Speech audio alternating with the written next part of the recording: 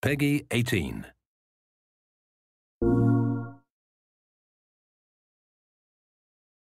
My name is David Hughes and I'm a disease biologist. I study infectious diseases and I'm an assistant professor of biology and entomology at Penn State University. So the premise of the game is that we have a disease jumping from one organism to another. If we take a step back and look at all the diseases that we humans have, we find that 60% of those diseases have indeed jumped from animals. We're constantly moving across this border between the human world and the animal world. And as we do so, we invite parasites to jump that border. AIDS is the classical example. It jumped from being in a chimpanzee, where it doesn't seem to be particularly virulent or dangerous, into humans. Consequently, 75 million people have become infected by HIV, 35 million people have died. And there are many more examples besides that. The classical example is the 1918 bird flu. After the First World War, this killed more individuals than the First World War itself. That jumped from an avian source into humans.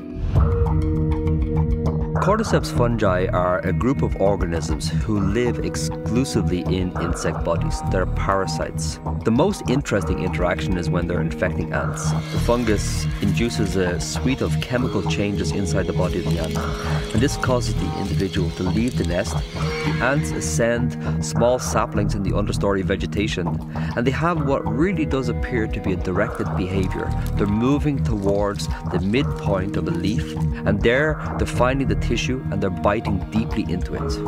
Once the ant is dead, it grows a long stalk from the back of the head, and this is the stalk which will produce spores. And by dying above the ant colony, what is essentially happening is that the fungus has invented a sniper's alley of infection, where spores are being hurled down on top of them, and this is how the infection reoccurs in the society. So the essential question is, could this cordyceps fungi be a problem for humans? We're constantly surrounded by fungal spores. There are billions of spores which we inhale every single day.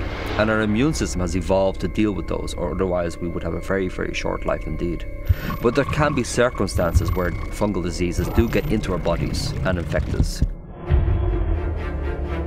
It's not just our increasing population that's a problem, we're also turning up the thermostat on the planet, and this leads to massive problems in and of itself. Another problem, of course, is the airplane. We have this ability to move across the planet over the course of hours.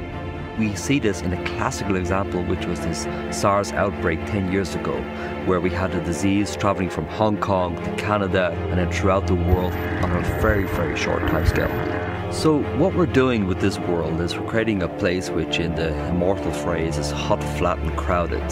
And these unholy trinity are working together to lead to ever-increasing diseases. And that's a problem for us.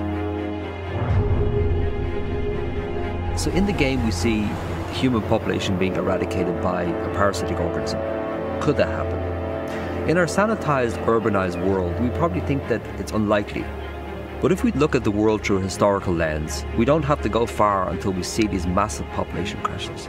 In certain parts of Europe during the bubonic plague, which started around about 1348 and then lasted for about 600 years, we see massive population crashes, as many as half of the people dying.